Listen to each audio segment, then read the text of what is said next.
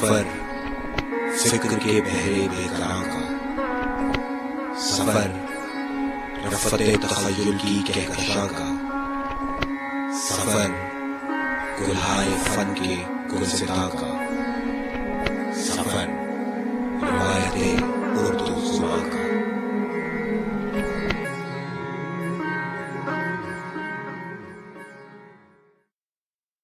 बिस्मिल्लाहिर्रहमानिर्रहीम, अस्सलाम वालेकुम।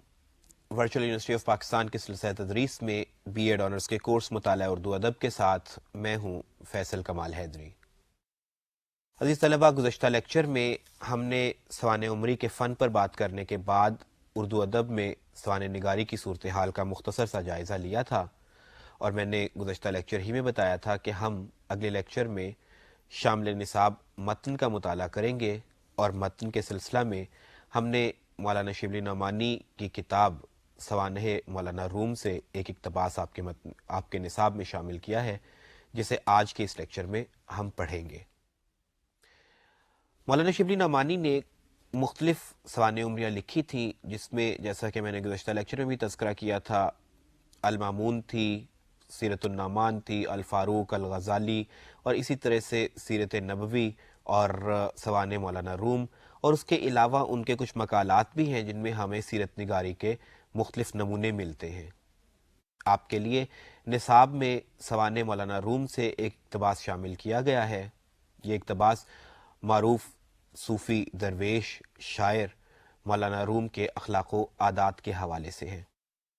अज़ीज़ तलबा, ये किताब मौलाना शिबली नौमानी ने दो हिस्सों में तकसीम की है।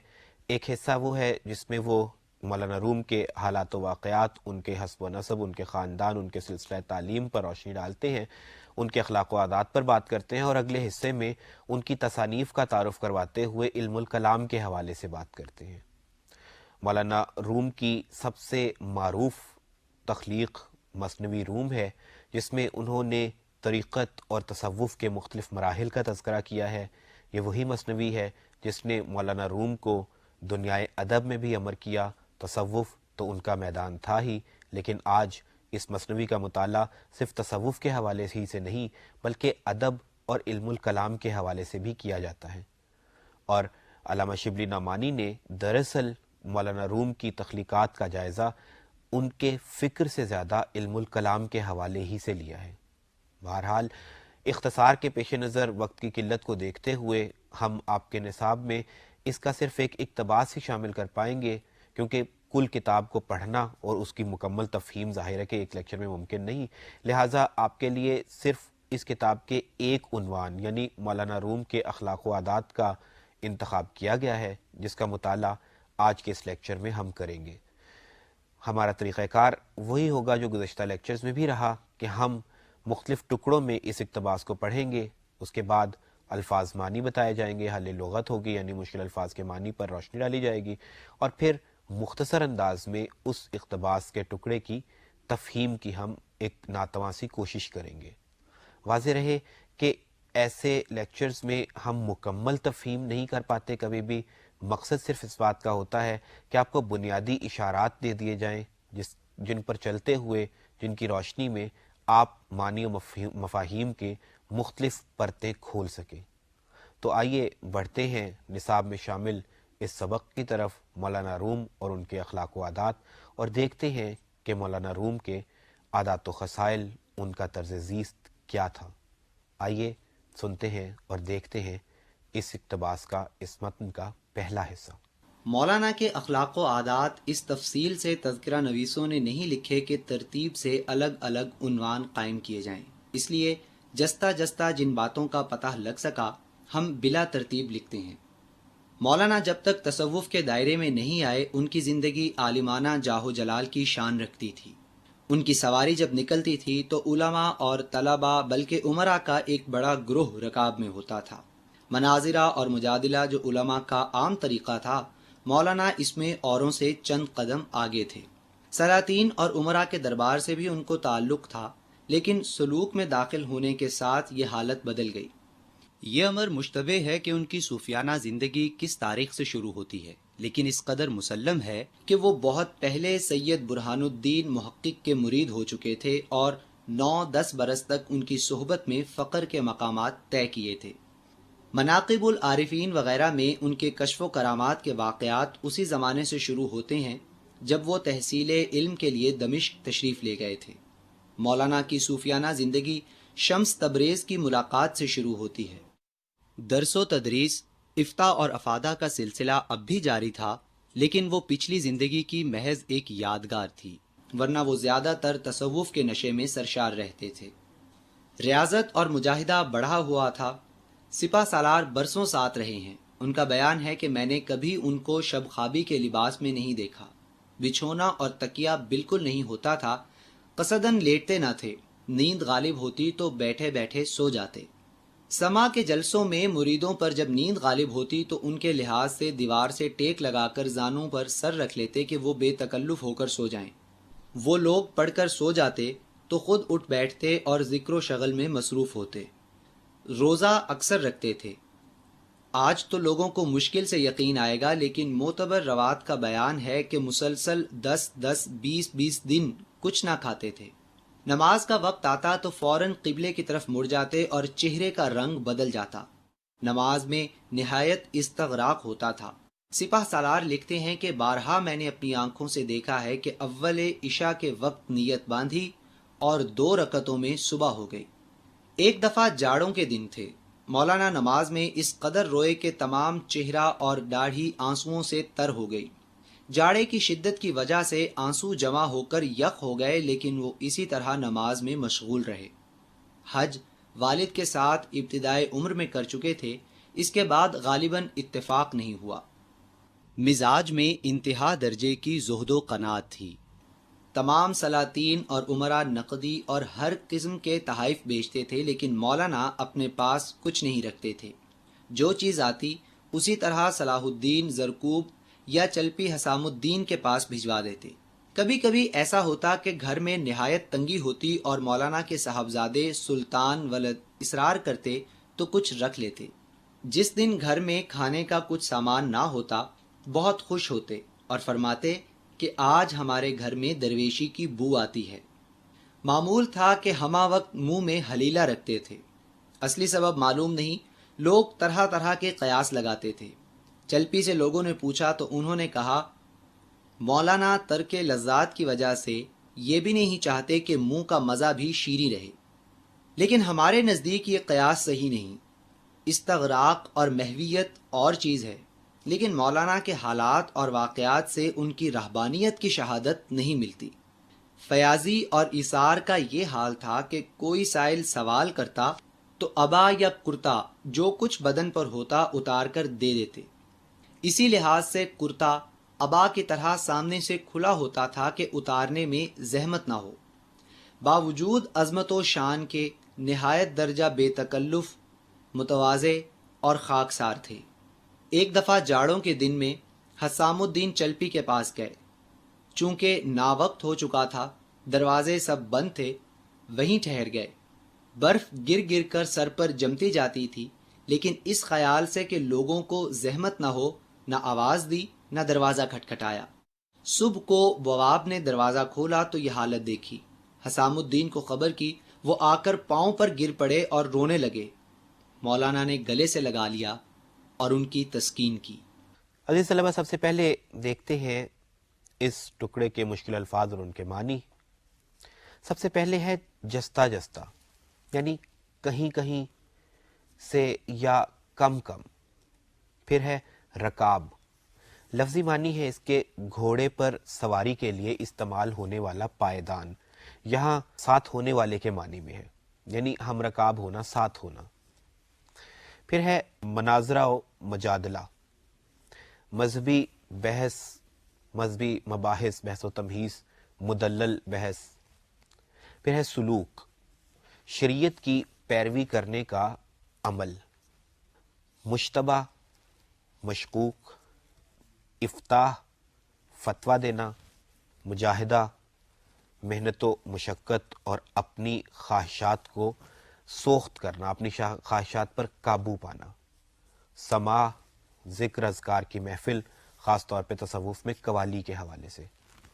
روات، جمع ہے راوی کی جس کے معنی ہے روایت کرنے والا، متصل، مستقل یا مسلسل، استغراق، محویت، کھو جانا، کھویا ہوا ہونا، حلیلہ ایک جڑی بوٹی ہے، قیاس اندازہ، ترک الذات خود سے بیگانہ ہونا، رہبانیت غیر مسلموں بالخصوص عیسائیوں کا وہ طریقہ عبادت جس میں وہ دنیا کو بالکل ترک کر دیتے ہیں، متواضع خاطر تواضع کرنے والا، خاطر تواضع یا خاطر مدارات کرنے والا، بواب دربان، بلا ترتیب بے ترتیب، فقر درویشی۔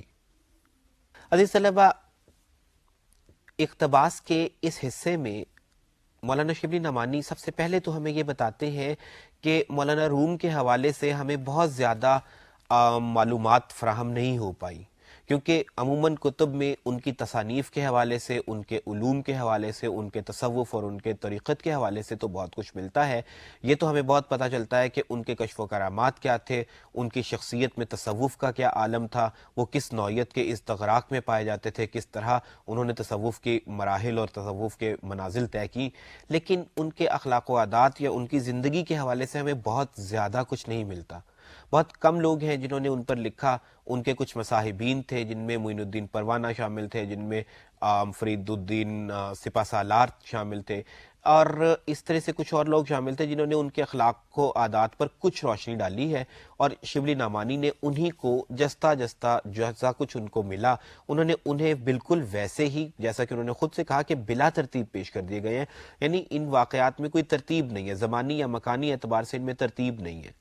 اب اس سے پہلے کہ میں اس متن کے اوپر روشنی ڈالوں، اگر ہم سوانح عمری کے فن کے حوالے سے بات کریں تو اگرچہ یہ بات فن کے خلاف ہے۔ ہم نے گزشتہ لیکچر میں تذکرہ کیا تھا کہ جب آپ مواد کو حاصل کر لیں تو اس کے بعد آپ کا یہ کام ہوتا ہے کہ آپ اسے ترتیب میں لائیں، لیکن ساتھ ہی ساتھ میں نے ایک بات یہ بھی عرض کی تھی کہ بس اوقات ہم لوگ دیکھتے ہیں کہ سوانح ان لوگوں کے متعلق یا ان افراد کے متعلق لکھی جاتی ہیں جو ہمارے زمانے سے تعلق نہیں رکھتے، اور یہی زمانی بود ہمارے لیے بہت سے مسائل پیدا کر دیتا ہے، ہمارے لیے مشکل ہو جاتا ہے کہ ہم تمام کے تمام تر واقعات کو، بالخصوص عام واقعات کو، وہ واقعات جن سے شخصیت کی تعمیر تو ہوتی ہے، جس سے شخصیت پر روشنی تو پڑتی ہے، لیکن وہ عمومی نوعیت کے واقعات ہوتے ہیں، ان کو ترتیب میں، زمانی ترتیب میں ان کو محفوظ کرنا بہت مشکل ہو جاتا ہے۔ چنانچہ علامہ شبلی نعمانی نے اس کمی کا اعتراف شروع ہی میں کر لیا اور بتا دیا ہے کہ انہوں نے یہ واقعات بے ترتیب یا بلا ترتیب شامل کر دیے ہیں۔ اب یہ پڑھنے والے پر ہے کہ انہیں پڑھ کے وہ مولانا روم کے حوالے سے کس نوعیت کی شخصیت اپنے ذہن میں بناتا ہے، یا ان واقعات کو پڑھ کے پڑھنے والے کے ذہن میں کس نوعیت کی شخصیت بن جاتی ہے مولانا روم رحمۃ اللہ علیہ کی۔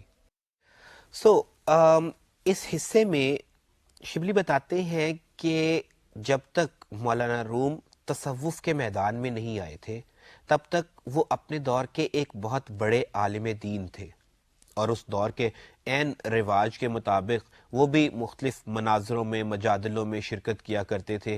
یہ وہ مناظرے ہیں عزیز طلبہ جن کو ہم منفی اعتبار سے بھی کسی حد تک لے سکتے ہیں کہ ان میں اس نوعیت کی دینی مباحث چھیڑے جاتے تھے، اس نوعیت کی بحثیں ہوتی تھی جس نے مذہب اسلام کو قدرے کسی حد تک نقصان بھی پہنچایا، کہ شاید بہت سے وہ مباحث جو شاید دین کے حوالے سے ہمیں نہیں چھیڑنے چاہیے، ہمارے علامہ ان مباحث میں یوں کہہ لیجیے کہ ملوث ہو جاتے تھے یا پائے جاتے تھے، اس کے نتیجے میں بہت سے بہت سی حقیقی باتیں، وہ بہت سے حقیقی نکات جس کی طرف امت مسلمہ کی توجہ ہونی چاہیے تھی اس دور میں نہیں ہو پائی۔ یہ اس دور کا رواج تھا۔ بہرحال علماء دین ان میں شرکت کرتے تھے، مولانا روم بھی تصوف کے میدان میں جانے سے پہلے ان میں شرکت کیا کرتے تھے، لیکن ان میں بھی بقول شبلی نعمانی ان کا طریقہ کار قدرے مختلف تھا، یعنی وہ ایسے نہیں تھے کہ صرف استدلال کے ذریعے اپنا نقطہ ثابت کرنا چاہیں، وہ ہمیشہ صحیح کے لیے جد و جہد کرتے تھے۔ اگر کوئی مان جاتا تو ٹھیک، وگرنہ بہت زیادہ استدلال نہیں کرتے تھے۔ یہ ایک الگ بات ہے کہ ان کا استدلال اس دور میں اس قدر مضبوط ضرور ہوتا تھا کہ ان کے سامنے کسی دوسرے کا ٹھہرنا کوئی آسان بات نہیں تھی، لیکن بہرحال جب وہ تصوف کی طرف راغب ہوئے تو پھر انہوں نے آہستہ آہستہ مناظروں اور مجادلوں سے بالکل کنارہ کشی اختیار کر لی اور پھر تصوف کی سرشاری ہی میں کھو کر رہ گئے۔ تصوف عزیز طلبہ کیا ہے؟ تصوف دراصل دین ہی کی ایک صورت ہے، رستہ ہے ایک اسلام کا، اللہ تبارک و تعالیٰ کے عرفان کا، وہ طریقہ کار کہ جس میں انسان دنیا داری میں تو ہوتا ہے لیکن اپنے نفس کو سوخت کرتا ہے، اپنی خودی کو زیادہ سے زیادہ محو کرتا ہے، ختم کرتا ہے، کہ عموماً صوفیاء اکرام کے نزدیک انسان کی یہ خودی ہے جو، یا انسان کی انانیت ہے جو اسے عرفان ذات سے دور رکھتی ہے۔ یعنی یہ وہ درمیانی پردہ ہے اب رب اور انسان کے درمیان جو اللہ تعالیٰ سے انسان کو دور رکھتا ہے۔ اگر انسان اپنی انانیت کو ترک کر دے، اگر فنا ہونے کا سبق سیکھ لے تو انسان رب تعالیٰ کا عرفان حاصل کر لیتا ہے۔ تو مولانا روم نے جب تصوف کے مراحل میں قدم رکھا تو پھر انہوں نے دنیا داری کے وہ ٹپیکل مناظرے، وہ مباحثے بالکل ترک کر دیے اور آہستہ آہستہ رب تعالیٰ کی تلاش میں ہمیشہ ہمیشہ کے لیے محو ہو گئے۔ پھر ہم دیکھتے ہیں کہ جب ونس وہ محو ہو گئے تو پھر اس کے بعد کیا ہوا؟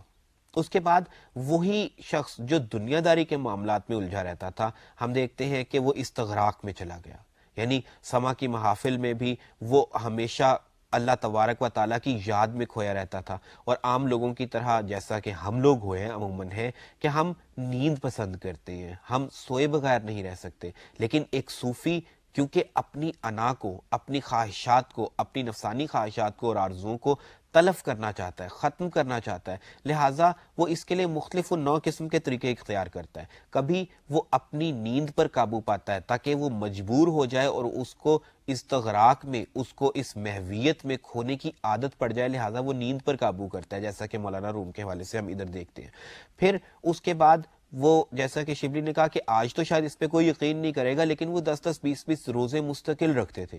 اب یہ بات نہ تو عزیز طلبہ کسی عام انسان کے لیے ہے اور نہ ہی کوئی عام انسان اس پر عمل پیرا ہو سکتا ہے، لیکن وہ شخص جو اپنی خواہشات کو سوخت کرنا چاہتا تھا، وہ شخص جو اپنی نفسانی آرزوؤں کو مارنا چاہتا تھا، جو یہ جانتا تھا کہ جب تک اپنے نفس سے آزاد نہیں ہوں گے ہم، تب تک دراصل رب تعالیٰ کا وصل حاصل نہیں کر سکتے، لہٰذا وہ شخص ان تمام تر مشکلات پر، ان تمام تر مشکل باتوں پر بھی قادر ہو جاتا تھا۔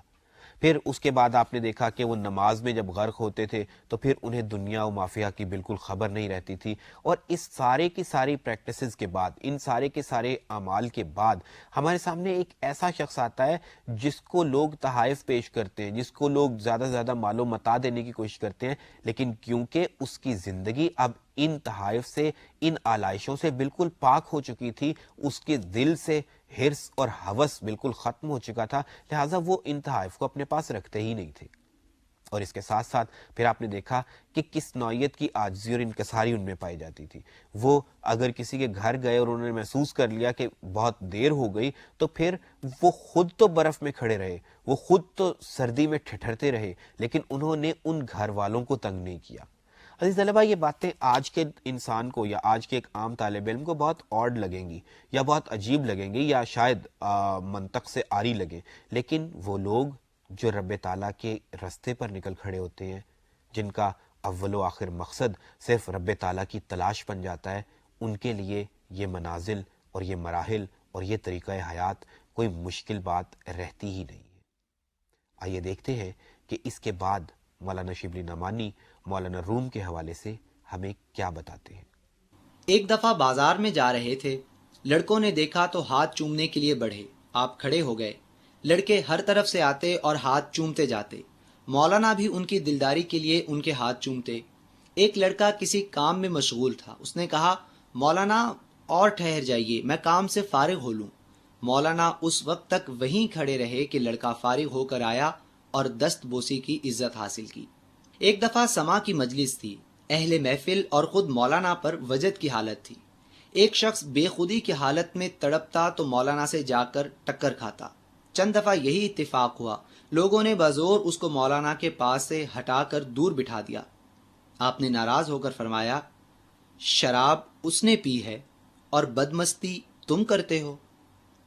قونیا میں گرم پانی کا ایک چشمہ تھا، مولانا کبھی کبھی وہاں غسل کے لیے جایا کرتے۔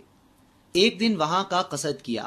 خدام پہلے وہاں جا کر ایک خاص جگہ متعین کرائے، لیکن قبل اس کے کہ مولانا پہنچیں چند جزامی پہنچ کر نہانے لگے۔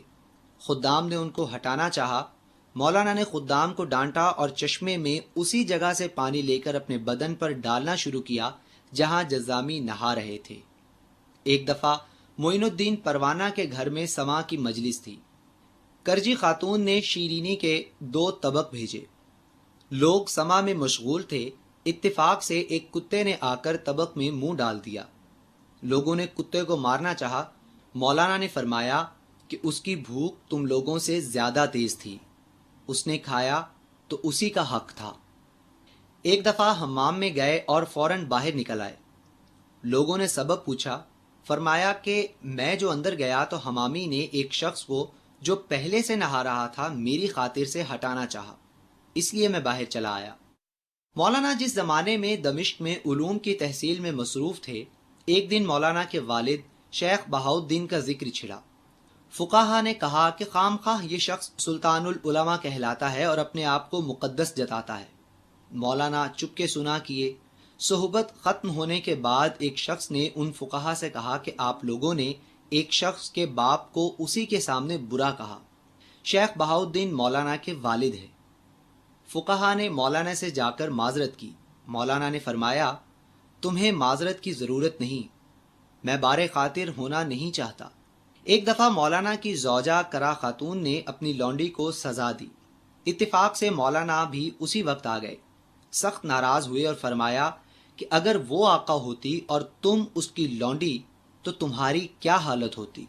در حقیقت تمام آدمی ہمارے بھائی بہنیں ہیں، کوئی شخص خدا کے سوا کسی کا غلام نہیں۔ کرا خاتون نے اسی وقت اس کو آزاد کر دیا اور جب تک زندہ رہیں غلاموں اور کنیزوں کو اپنے جیسا کھلاتی اور پہناتی رہیں۔ ایک دفعہ مریدوں کے ساتھ راہ میں جا رہے تھے۔ ایک تنگ گلی میں ایک کتا سر راہ سو رہا تھا جس سے راستہ رک گیا۔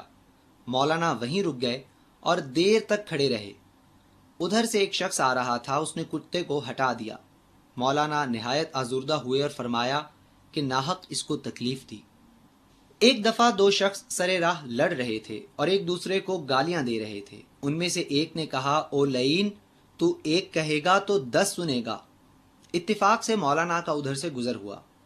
آپ نے اس شخص سے فرمایا کہ بھائی جو کچھ کہنا ہے مجھے کہہ لو، مجھ کو اگر 1000 کہو گے تو ایک بھی نہ سنو گے۔ دونوں مولانا کے پاؤں پر گر پڑے اور آپس میں صلح کر لی۔ ایک دفعہ قلعے کی مسجد میں جمعے کے دن واعظ کی مجلس تھی۔ تمام امراء اور صلحاء حاضر تھے۔ مولانا نے قرآن مجید کے دقائق اور نکات بیان کرنے شروع کیے۔ ہر طرف سے بے اختیار واہ واہ اور سبحان اللہ کی صدائیں بلند ہوئیں۔ اس زمانے میں واعظ کا طریقہ یہ تھا کہ قاری قرآن کی چند آیتیں پڑھتا تھا اور واعظ انہی آیتوں کی تفسیر بیان کرتا تھا۔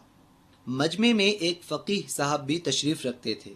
ان کو حسد پیدا ہوا، بولے کہ آیتیں پہلے سے مقرر کر لی جاتی ہیں، ان کے متعلق بیان کرنا کون سی کمال کی بات ہے؟ مولانا نے ان کی طرف خطاب کر کے کہا آپ کوئی سورہ پڑھیں، میں اس کی تفسیر بیان کرتا ہوں۔ انہوں نے والضحیٰ پڑھی۔ مولانا نے اس سورہ کے دقائق اور لطائف بیان کرنے شروع کیے تو صرف والضحیٰ کے واو کے متعلق اس قدر شرح و بسط سے بیان کیا کہ شام ہو گئی۔ تمام مجلس پر ایک وجد کی حالت طاری تھی۔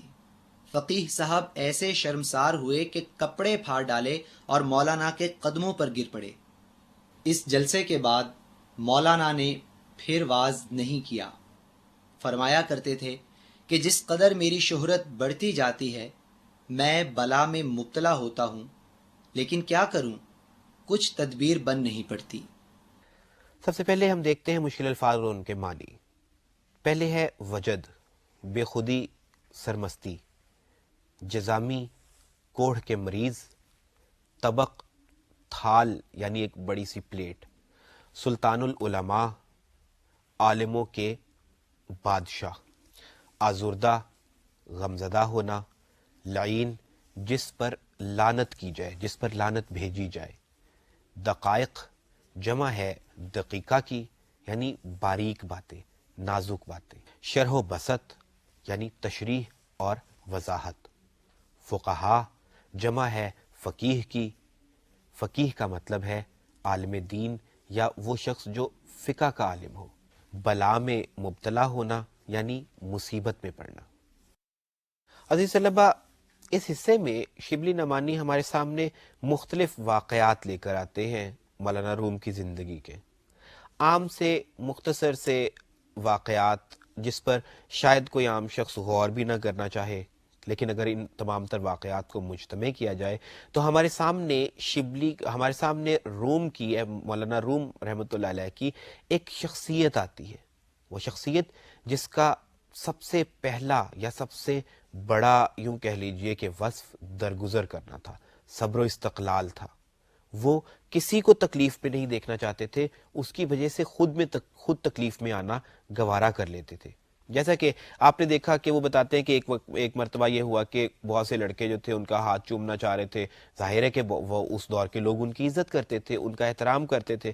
تو ایک شخص نے کہا کہ میں کچھ کام کر لوں تو مولانا آپ میرا انتظار کر لیجئے۔ شاید کوئی عام آدمی ہو تو یقیناً ایسا گوارا نہ کرے، لیکن اللہ والے، وہ لوگ جو صرف اللہ تبارک و تعالیٰ کو دیکھتے ہیں، جن کے نزدیک اس کی رضا ہی واحد چارہ ہے کامیابی کا، اور وہ جانتے ہیں کہ دراصل اگر رب تعالیٰ کو راضی کرنا ہے تو اس کے بندوں کو راضی کرنا ہوگا، اس کے بندوں کی شکایت گوارا نہیں ہوگی، لہٰذا وہ اس لڑکے کا انتظار کرتے رہتے ہیں جب تک کہ وہ آئے اور اپنی عقیدت کا اظہار کر لے۔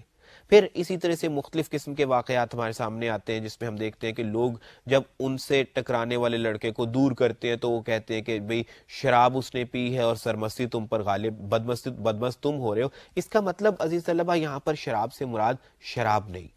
تصوف میں، اہل طریقت میں عموماً شراب کی اصطلاح استعمال ہوتی ہے جس سے مراد وہ محویت ہے، وہ سرشاری ہے جو تصوف کے بندوں پر طاری ہوتی ہے، جس میں وہ دنیا و مافیہ سے خود کو آزاد تصور کرتے ہیں، وہ عام لوگوں کی طرح بیہیو نہیں کرتے، انہیں کیونکہ خود پر قابو نہیں ہوتا۔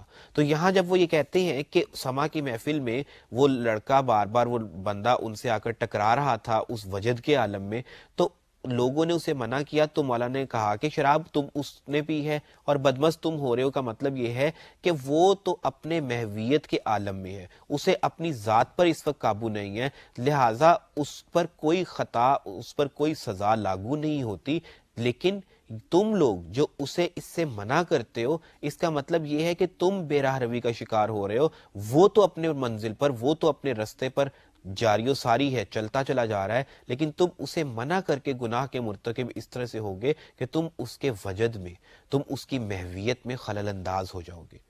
پھر اس کے بعد آپ نے دیکھا کہ مختلف واقعات، جزامیوں کے نہانے کا واقعہ یا حمام میں ان کے نہانے کا واقعہ، یا اس طرح سے کتے کا رستے میں آنا اور ان کا کافی دیر تک وہاں پہ کھڑے رہنا، یہ ساری کی ساری چیزیں صرف اس لیے بیان کی گئی ہیں کہ ایک ایسا شخص جو دوسروں کی خاطر خود پر مشکلیں جھیلنا پسند کرتا تھا لیکن دوسروں کو وہ تکلیف میں نہیں دیکھنا چاہتا تھا، اپنی وجہ سے دوسروں کو مشکل میں نہیں ڈالنا چاہتا تھا۔ عزیز طلبہ، یہ وہ باتیں ہیں جو شاید، جیسا کہ میں نے پہلے کہا تھا کہ کوئی عام دنیا دار ان کو افسانوی سی باتیں سمجھتا ہے، لیکن وہ لوگ جو اللہ تبارک و تعالیٰ سے لو لگا لیتے ہیں، جو لوگ اس کی یاد میں کھو جاتے ہیں، ان میں یہ صبر بھی آ جاتا ہے اور انہیں درگزر کا سلیقہ اور کرینہ بھی آ جاتا ہے کہ وہ جانتے ہیں کہ رضا الہی کا یہ واحد راستہ ہے کہ ہم اللہ تبارک و تعالیٰ کے بندوں کو خوش کریں۔ جب تک وہ خوش نہیں ہوں گے تب تک کامیابی و کامرانی مقدر نہیں بنے گی، تب تک سکون نہیں آئے گا۔ پھر اسی حصے کے آخر میں وہ ایک اور واقعہ بیان کرتے ہیں جس میں وہ واز فرما رہے ہیں۔ عزیز طلبہ، واز یعنی خطبہ دینا، وضاحت کرنا۔ علامہ مولانا حضرات ہمارے ہاں آج کل بھی واز فرماتے ہیں، پرانے دور میں خاص طور پر یہ طریقہ کار تھا کہ خاصے طویل نوعیت کے واز ہوا کرتے تھے جس میں قرآن پاک کی مختلف آیات مبارکہ پڑھنے کے بعد ان کی تفسیر کی جاتی تھی۔ اب کسی نے یہ کہہ دیا کہ بھئی یہ واز کرنا تو کوئی مشکل بات نہیں ہے کیونکہ آیات تو پہلے سے سلیکٹڈ ہوتی ہیں، ان کا انتخاب کر لیا جاتا ہے، تو مولانا روم اگر ایسی اعلیٰ عرفہ نوعیت کی تفسیر کر رہے ہیں تو اس میں کوئی کمال کی بات تو نہیں۔ تو مولانا نے فرمایا کہ ٹھیک ہے، اگر آپ ایسا سوچتے ہیں تو آپ مجھے کوئی صورت بتا دیں، جو آپ کہیں گے میں اس پہ واز کروں گا۔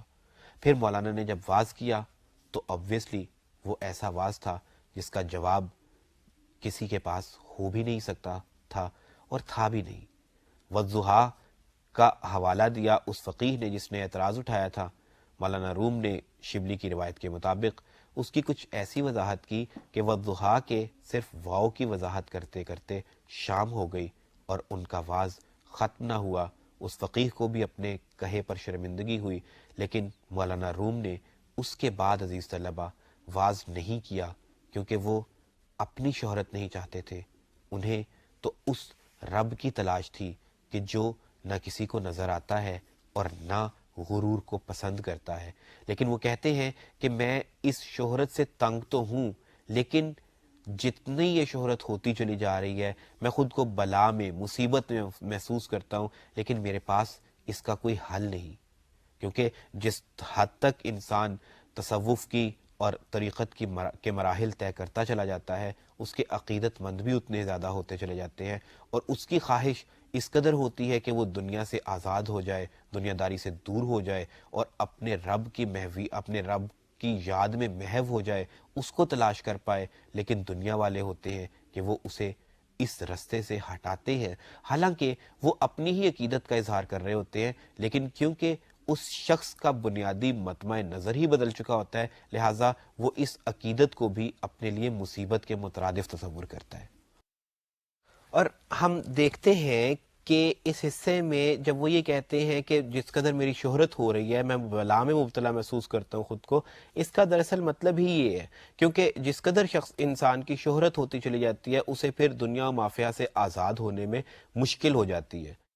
بہرحال بنیادی مطمع نظر یہاں پر مولانا روم کا یہی ہے، یا مولانا شبلی نعمانی کا ان واقعات کو سامنے لانے کا یہی ہے کہ جو انسان درویشی میں داخل ہو جاتا ہے، جب کوئی انسان مراحل درویشی یا مراحل تصوف طے کرنے لگتا ہے تو پھر صبر و استقلال، درگزر اور استقامت اس میں آتی چلی جاتی ہے، اور پھر وہ صرف یہی چاہتا ہے کہ نمبر 1 وہ حقوق العباد پورے کرے، وہ رب تعالیٰ کی مخلوق پر رحم کرے، ان کے ساتھ عنایت سے پیش آئے، ان کے ساتھ مہربانی کرے، کہ وہ جانتا ہے کہ جب تک وہ اللہ تبارک و تعالیٰ کے ان بندوں کو خوش نہیں کرے گا تب تک خشیت الہی ممکن نہیں، اور اس کا دراصل سفر خشیت الہی کے بعد رب تعالیٰ کے عرفان کی طرف ہوتا ہے۔ لہٰذا جب تک وہ اپنے محبوب کو راضی ہی نہیں کر پائے گا تب تک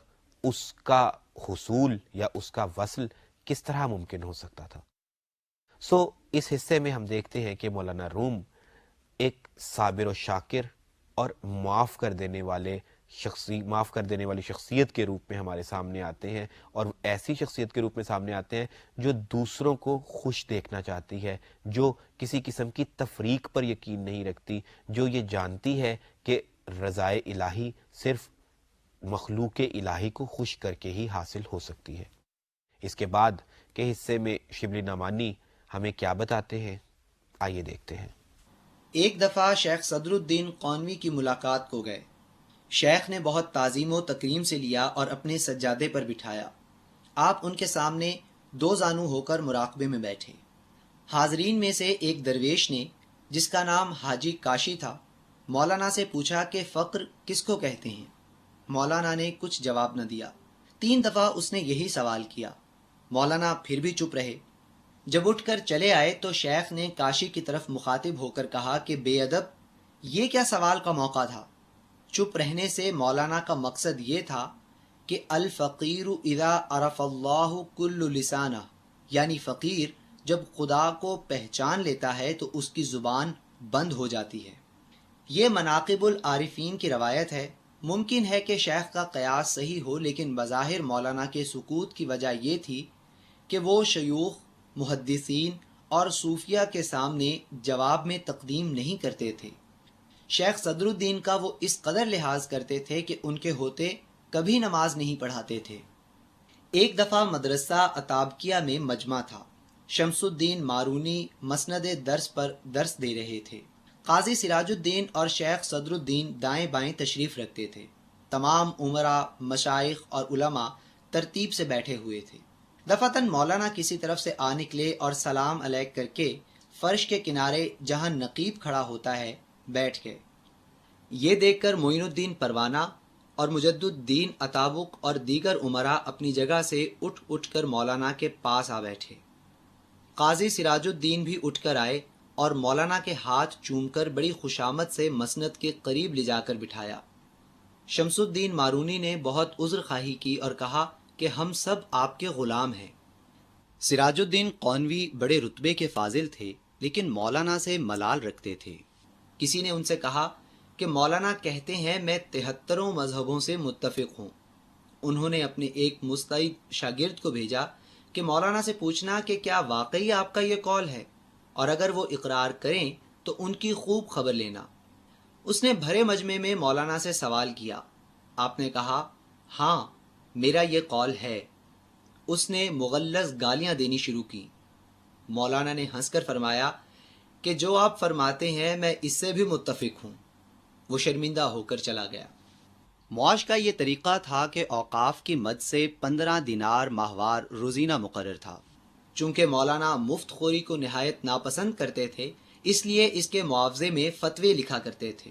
مریدوں پر تاکید تھی کہ اگر کوئی فتوے لاوے تو گو میں کسی حالت میں ہوں ضرور خبر کرو، تاکہ یہ آمدنی مجھ پر حلال ہو۔ چنانچہ معمول تھا کہ عین وجد اور مستی کی حالت میں بھی مرید دوات اور قلم ہاتھ میں لیے رہتے تھے۔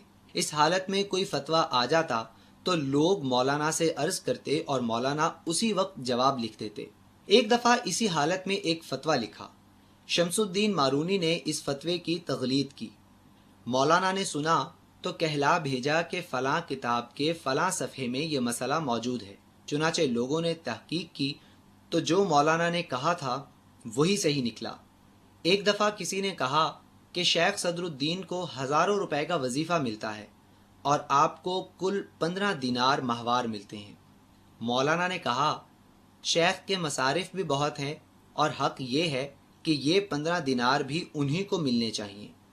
سب سے پہلے حل لغت، سکوت یعنی خاموشی، مسند درس، تعلیم دینے کی نشست، مغلظ، غلیظ، بیہودہ، تغلیط، غلط قرار دینا، غلطی نکالنا۔ مصارف جمع ہے مصرف کی یعنی ضروریات۔ تقدیم، پہل کرنا، نقیب، منادی کرنے والا، خبر دینے والا یا دربان۔ عذر خواہی، معذرت چاہنا، معافی مانگنا۔ روزینہ، یومیہ اجرت یا تنخواہ۔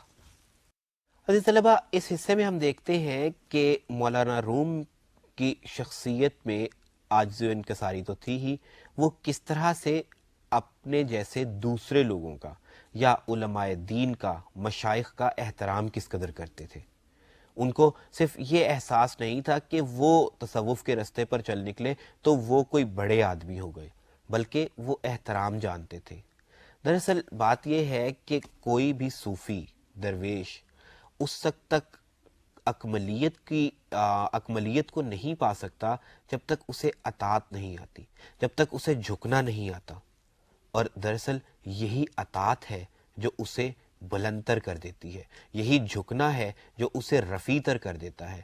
آپ دیکھیے کہ شبلی بتاتے ہیں کہ وہ اپنے جیسے یا اپنے سے بڑے صوفیاء یا اپنے سے بڑے مشائخ علماء دین کے سامنے انتہائی عاجزی اور منکسر المزاجی سے پیش آتے تھے۔ جیسے جب وہ شیخ صدر الدین قنوی کے ساتھ ملاقات کے لیے جاتے ہیں تو وہ انتہائی عاجزی کے ساتھ ان کے سامنے بیٹھتے ہیں۔ اب جب وہ عاجزی کے ساتھ بیٹھتے ہیں تو دوسرے لوگ، دنیا دار لوگ جو ہیں، وہ عموماً ان چیزوں سے لطف اندوز ہونا چاہتے ہیں یا تنگ کرتے ہیں یا مختلف انداز میں سوال کرتے ہیں جس سے کسی کی شخصیت کو نقصان پہنچایا جا سکے۔ تو مصاحبین میں سے ایک سوال کرتا ہے کہ فقر کیا ہے، لیکن کیونکہ مولانا روم کی شخصیت کا یہ خاصہ تھا کہ وہ اپنے سے بڑوں کے سامنے کبھی پہل نہیں کرتے تھے، وہ اپنی علمیت کا روب نہیں جھاڑنا چاہتے تھے، لہٰذا یہ سوال 3 دفعہ دہرایا جاتا ہے لیکن مولانا کچھ جواب نہیں دیتے، اور جب وہ وہاں سے چلے جاتے ہیں تو پھر شیخ صدرالدین بذات خود اس شخص سے خطاب کرتے ہوئے کہتے ہیں کہ تم نے یہ سوال آخر کیوں کیا؟ کیا تم جانتے نہیں ہو کہ وہ ایک ایسے درویش کامل ہیں کہ جس پر جب رب تعالیٰ کی حقیقت کے راز کھل جاتے ہیں تو اس کی زبان بند ہو جاتی ہے، تو وہ ایسے سوالات کا جواب نہیں دیتا؟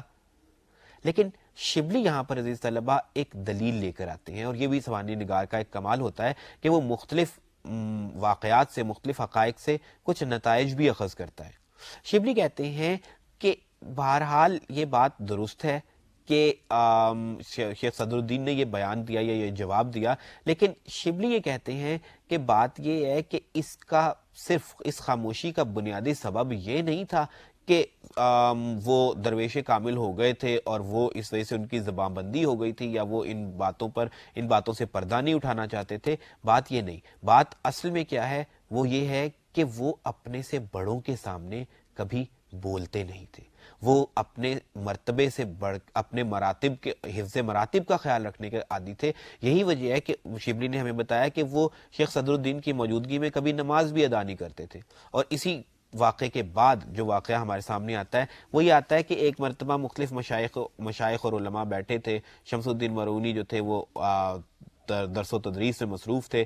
اب مولانا روم وہاں پر آ نکلے تو وہ سکون سے بالکل ابتدا میں فرش کے بالکل یا کمرے جو بھی جگہ ہوگی وہاں پہ بالکل اس کے آغاز میں بیٹھ گئے، اس جگہ پر جہاں پہ نقیب بیٹھتے ہیں، جہاں پہ دربان بیٹھتے ہیں۔ حالانکہ مولانا روم کو اپنے مرتبے کا احساس تھا، لیکن وہ یہ جانتے تھے کہ یہ مراتب تو دنیا داری کی باتیں ہیں۔ جب بڑے علماء دین بیٹھے ہوں، جب مشائخ عظام بیٹھے ہوں، تو ان کے سامنے ان کی قرابت داری اختیار کرنا کوئی ضروری نہیں، کیونکہ دراصل مراتب کا تعین کرنے والی رب تعالیٰ کی ذات ہے، اور وہ یہ نہیں دیکھتی کہ مسند کہاں ہے اور کون مسند اولا پر ہے اور کون فرش نشین ہوا ہے۔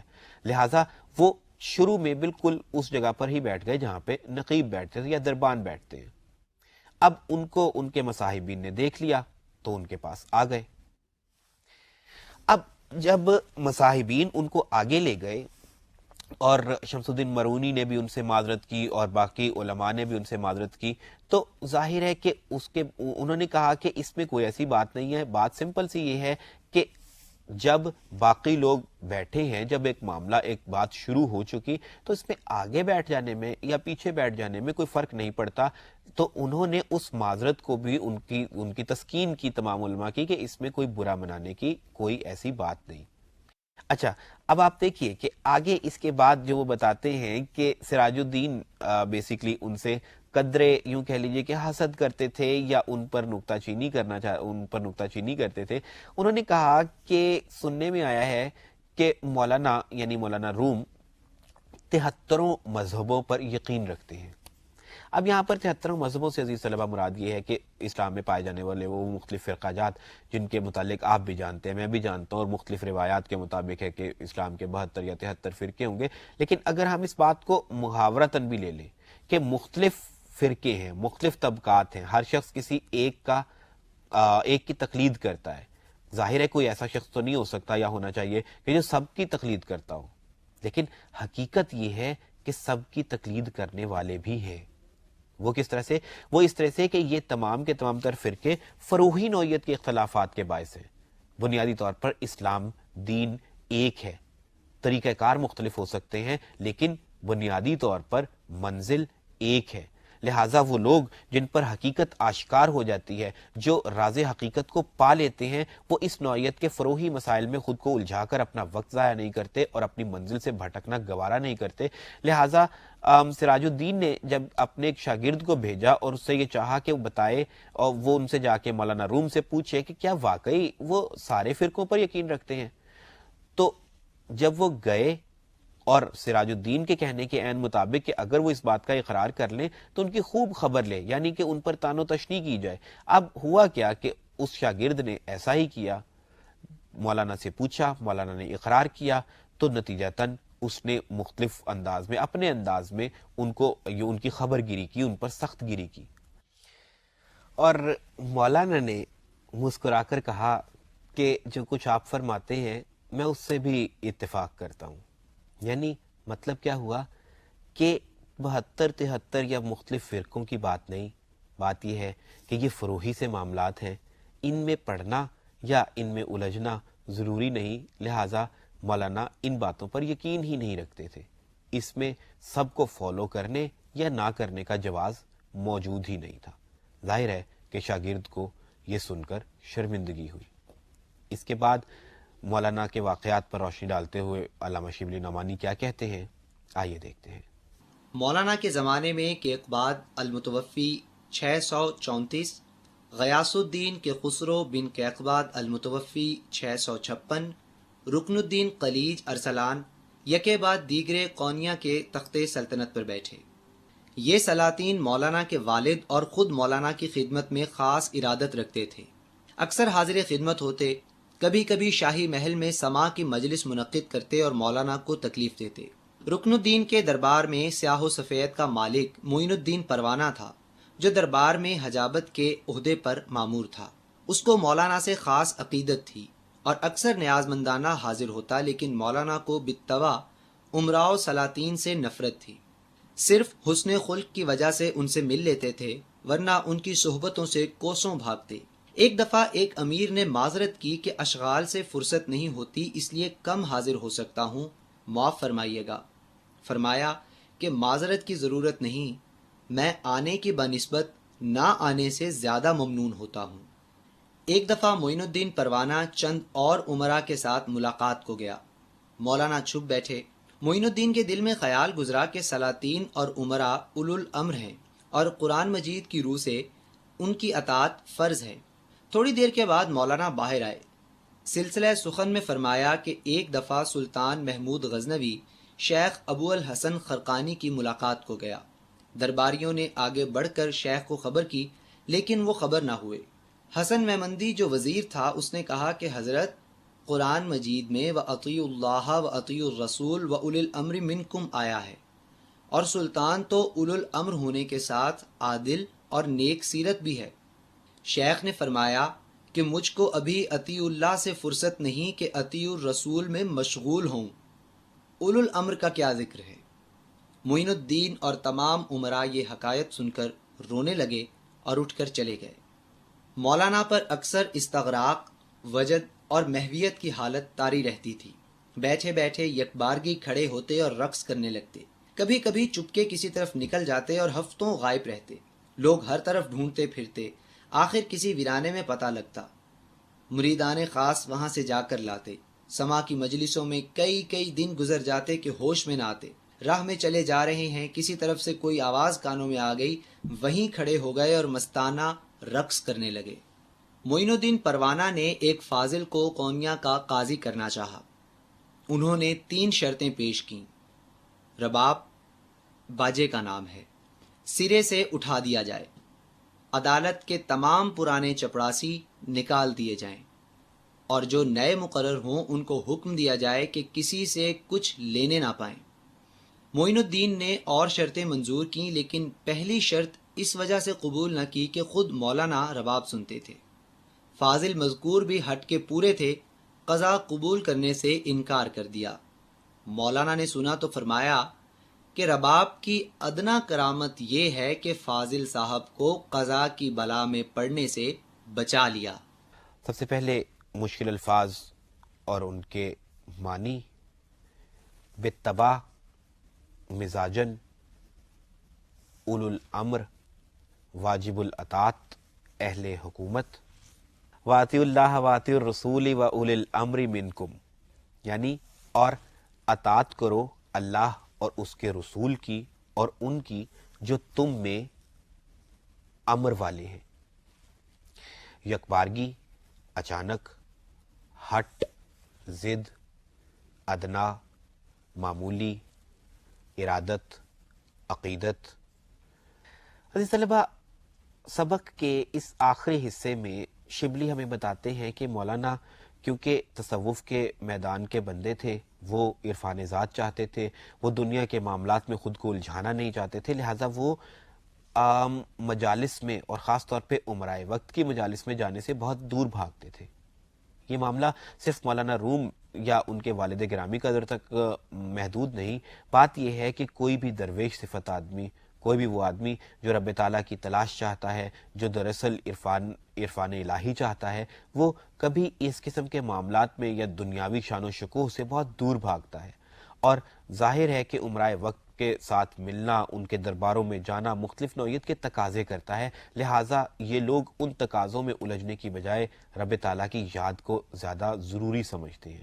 اب ہوتا کیا ہے کہ یہاں پر اس بات کو ثابت کرنے کے لیے، اس بات کے حوالے سے شبلی نے جس واقعے کی طرف نشاندہی کی کہ معین الدین پروانہ ایک مرتبہ ان کے پاس ملنے گئے، وہ پہلے چھپ گئے اور بعد میں معین الدین پروانہ نے سوچا کہ یہ اولو الامر لوگ ہیں، ان کی تو اطاعت قرآن میں بھی کہی گئی ہے، تو مولانا نے ایسا کیوں کیا کہ وہ ان سے ملنے نہیں آئے؟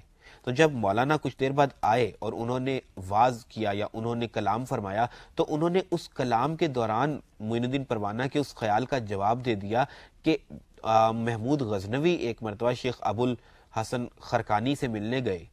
اب خرقانی نے ان سے نہ چاہا یا ان سے ملنے سے انکار کر دیا یا ان کے سامنے نہ آئے، تو جواب جو خرقانی نے دیا اس کا حوالہ مولانا روم نے یہاں پر دیا کہ مجھے تو ابھی اللہ تعالیٰ کی اطاعت، واطیعوا اللہ واطیعوا الرسول و اولی الامر منکم کے حوالے سے انہوں نے بات کرتے ہوئے کہا کہ ابھی تو میں اللہ تعالیٰ کی اطاعت کے مرحلے سے پورا نہیں ہوا کہ بعد میں مجھے رسول صلی اللہ علیہ وسلم کی اطاعت کرنی ہے، تو اولی الامر تو ابھی بعد کی بات ہے۔ یعنی مسئلہ یہ ہے کہ ابھی تو اطاعت کا پہلا مرحلہ ہی طے نہیں ہو پایا کہ اس ترتیب میں اولی الامر تو تیسرے نمبر پر آتے ہیں۔ پہلے ایک کی اطاعت تو مکمل ہو جائے، باقیوں کی اطاعت بعد ازاں دیکھی جائے گی۔ پھر اسی طرح سے اس حصے میں ان کی محویت کے، ان کے استغراق کے واقعات بیان کیے گئے ہیں، اور آخر میں بیان کیا گیا کہ ایک فاضل کو معین الدین پروانہ قاضی کے عہدے پر یعنی قضاء کے عہدے پر فائز کروانا چاہتے تھے، اور انہوں نے جو شرائط رکھی ان میں سے ایک شرط معین الدین پروانہ نے نہ مانی، یعنی رباب کی شرط۔ اب کیونکہ فاضل جانتے تھے کہ رباب مولانا کی پسند ہے جس کے باعث اسے برقرار رکھا جا رہا ہے، لہٰذا انہوں نے ضد میں آ کر قضا قبول کرنے سے انکار کر دیا، جس پر مولانا نے کہا کہ بہرحال چلیے رباب اس اعتبار سے تو درست ہوئی کہ فاضل مذکور جو ہیں وہ قضا کی مصیبتوں سے بچ گئے۔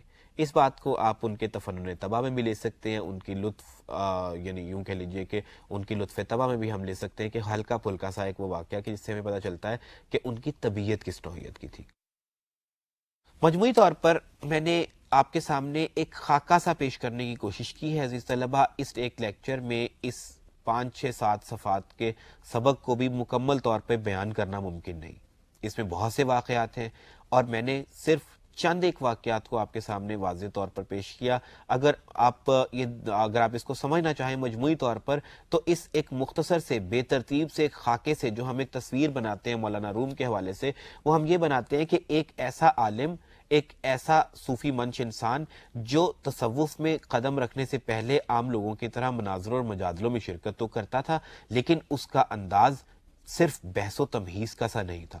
ونس جب وہ تصوف کے معاملات میں تصوف کی راہ پر چل نکلا، تو پھر اس کے بعد استغراق اور سرشاری اس کا اصل شعار حیات بن گئے، اس کا اصل شعار اور اس کا اصل معیار بن گئے، اور پھر درگزری، صبر و استقلال، استقامت اور محویت اس کی زندگی کے وہ عناصر بن گئے کہ جن کے بغیر وہ اپنی زندگی کو نامکمل تصور کرتے تھے، کہ ان کے بغیر وہ رب تعالیٰ کا وصل، رب تعالیٰ کی ذات سے کا عرفان حاصل نہیں کر سکتے تھے۔ یہ اس کا وہ خلاصہ ہے جو ہم ان مختلف واقعات کو پڑھ کے حاصل کرتے ہیں، کیونکہ ہم ایک لیکچر میں اس پورے کے پورے سبق کو اس کی تمام تر معنویت سے سمیٹ نہیں سکتے تھے، لہٰذا اس کا ایک تعارفی سا مطالعہ آپ کے سامنے پیش کیا گیا۔ اگلے لیکچر میں بات کروں گا مولانا شبلی نعمانی کی سیرت نگاری کی خصوصیات کے حوالے سے۔ ہم کوشش کریں گے کہ اس لیکچر میں بھی اس حوالے سے کچھ مختصر سی بات کر کے آپ کی اس لیکچر کی تشنگی کو ختم کرنے کی کوشش کریں، لیکن بہرحال مقصد صرف یہی تھا کہ آپ تعارفی سطح پر جان سکیں کہ سیرت نگاری کا ایک طریقہ یہ بھی ہے۔ انشاءاللہ اگلے لیکچر میں ہم بات کریں گے مولانا شبلی نعمانی کی سیرت نگاری کے اوصاف کے حوالے سے، تو آپ سے اب ملاقات ہوگی تب، لہذا تب تک کے لیے اللہ حافظ۔